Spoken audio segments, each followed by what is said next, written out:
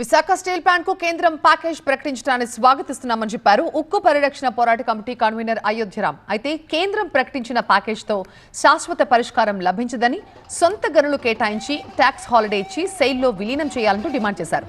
Visakha steel plant సమస్య శాశ్వత పరిష్కారానికి కూటమి ప్రభుత్వం కృషి చేయాలని విజ్ఞప్తి చేశారు అయోధ్యరామ్.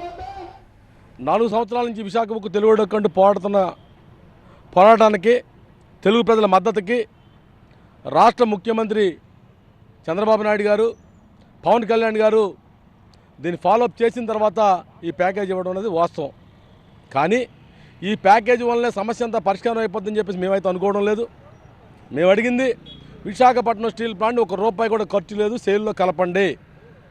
విశాఖపట్నం స్టీల్ ప్లాంట్కి ప్రభుత్వం దగ్గర 100 ఏళ్ళు సరిపడ ఉన్న ఐరన్ ఓర్ గనులు కేటాయించండి. విశాఖపట్నం స్టీల్ ప్లాంట్ భూములు రాష్ట్రపతి గారి పేరు మీద ఉన్నాయి, అవి విశాఖపట్నం స్టీల్ ప్లాంట్ మీద బదలాయించండి.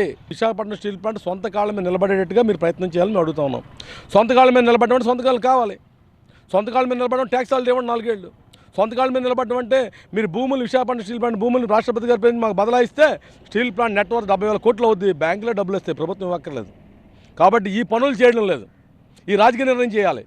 ఈ చేసేటట్టుగా కూటమి అధినేత చంద్రబాబు నాయుడు గారు ప్రయత్నం చేయాలని మేము కోరుతాం.